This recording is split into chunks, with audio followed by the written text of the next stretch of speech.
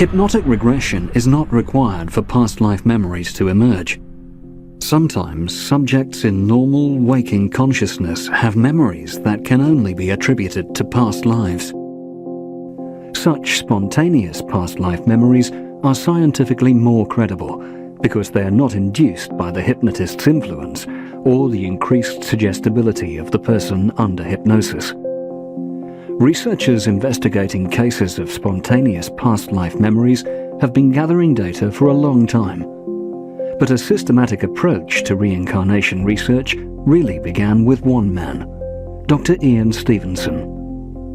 While working in the University of Virginia's Psychiatry Department in 1967, Stevenson founded the Division of Perceptual Studies to investigate cases of past life memories.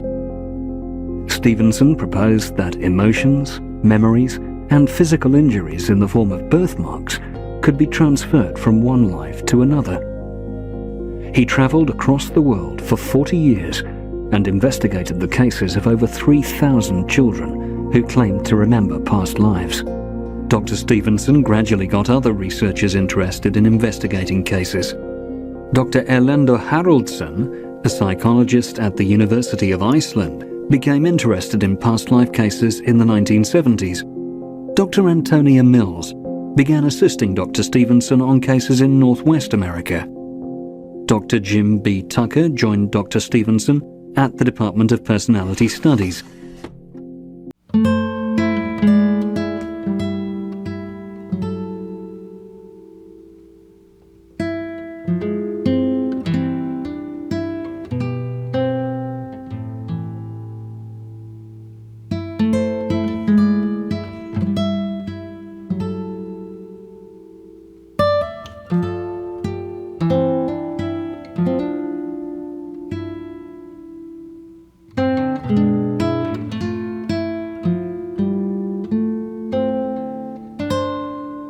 Details where people have identified who we call the previous personality, whose life the child seems to be remembering. And then the families have met. When that's the case, then what we do is interview the child and the family and other witnesses to try to document as best we can what the child said before the families met and before the previous person was identified. We do a lot of questioning witnesses. It's almost more or less like a legal investigation. Information is collected based on recollections, recognitions, birthmarks, birth defects, and any peculiar behavior the subject exhibits. In 2013, Dr. Antonio Mills investigated 3 distinct cases of spontaneous past life memories from one family in the British Columbia Islands of Haida Gwaii.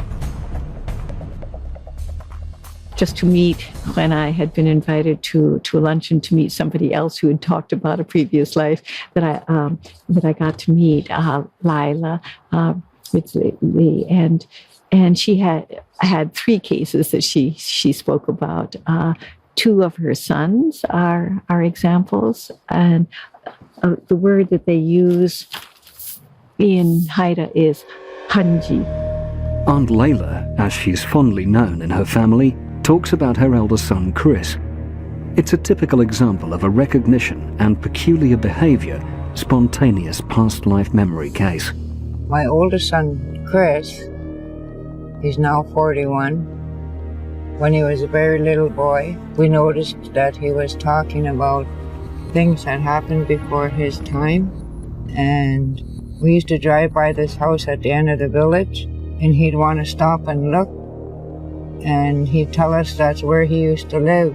And at the same time, he'd pretend he was blind, and we never put 2 and 2 together. And my mom realized that the person he was, a Hanji, as we say, was George Jones. And he was talking about George's wife after he had passed. But the reason he was acting blind was George Jones was blind in real life. In the house we passed, his wife was still alive, and he used to want to go visit him. In very rare cases, A prediction of rebirth or an announcing dream has also been reported. It's fairly common in a variety of cultures for someone in the child's family, usually its mother, to have a dream before the birth where a person comes and says they want to be born to the mom or to come live with them or something like that. And these dreams are often interpreted as a request from a previous person to come back and be reborn to the mom. Aunt Layla's second son was a typical prediction case. Her grandfather, John Williams, appeared to her in her dreams. Her other son, Charlie, another son, was based on dreams. Her appreciation of the case was based on dreams, which is a feature that occurs quite often in indigenous cultures, that people will dream. I think the most powerful one was my son Travis. When I was pregnant with him, I had very vivid dreams, who we call chinnies, like grandfathers. We call them chinnies. I was about 8.5 months pregnant, and I could feel a presence in the room. And I was staying over at my friend Pansy's place. We called each other, and I turned around. I wasn't scared anymore. I turned around, and there was this person by me, and he had the old caps that the chinnies used to wear, the checkered shirts, like the black and red or black and blue, and the wool pants that they used to wear back then. And I reached out, and my hand went right through. I could see the person, the man, but I couldn't see the eyes. And then for 2 weeks straight, I had the same dream of my chinny John Williams walking from one corner up the street, across to fields, and then up to the Seagate Hotel. And the day I gave birth to my son Travis, my dreams quit.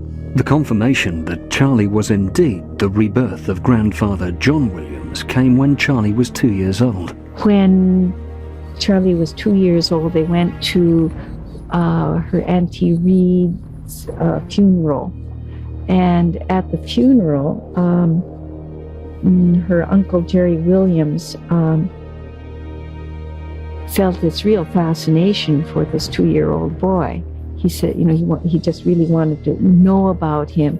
My Uncle Jerry Williams, his daughter was tapping me on the shoulder, and she said, "Auntie, Dad wants to know who that is." And I'm going, "It's Travis." And she said, "I know, but he wants to know who he is." Then I realized that she meant who his Hunji was. And I said, "John Williams," and turned around again because we were in church, right?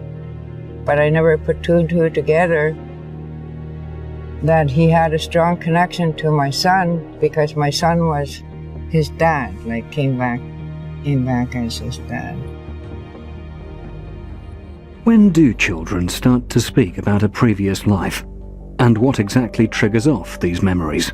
So the children, the average age when they start talking about a past life is 38 months. So they're usually 2 or 3 when they start coming out with these things. Occasionally they've made gestures even before they can speak, really, that end up being connected with what they're talking about. The manner in which children talk about the previous life can vary. Some of the children speak in a detached way, but many show great emotions as they recount events or talk about people from a previous life. Some cry regularly to go back to their old family, or exhibit other peculiar behavior.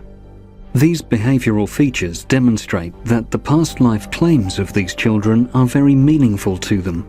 Recognition of faces from the previous life is a key element for an investigator trying to put this puzzle together. Aunt Layla's granddaughter Rihanna recognized her son from the previous birth. Rihanna, when she was 2 years old, she went up to this man, Francis Ingram, and an adult, and this was just a 2-year-old. She climbed up on his lap, and she put her arm around his head, and she said, "I found my baby." And then after that, on a few more occasions, when she seen him, all she did was stare and stare and stare at him. She blew 7 kisses to him. Rihanna started humming church hymns when she was 2.5. She never heard hymns in my house, but she was humming Amazing Grace. Apart from church hymns, Rihanna also liked to sing Haida songs, which she had not heard before. They also noticed that when she was very young, she would sing Haida songs, which they didn't know. Her mother didn't know. No, it's just the things my two boys did and she was doing. And like I said, when we put her on my recliner with a Haida blanket and a drum, and to sing Haida songs when you're that little and not know it is pretty amazing. Usually, in cases of children's spontaneous past life memories, as they grow old, these memories begin to fade away. Rihanna too started to forget the Haida songs that she sang so naturally until some time back. That ability that she especially had when she was small began to diminish a little as she got older, but she's learning them now from the external way. An interesting feature of Rihanna's case is that in her previous birth as Lucy Frank, she had died more than 35 years before Rihanna was born. It was quite a long period of time in that Lucy Frank died 35 to 40 years ago. So this isn't a super quick comeback. She showed all these various traits that made her family impressed that she was Lucy Frank come back.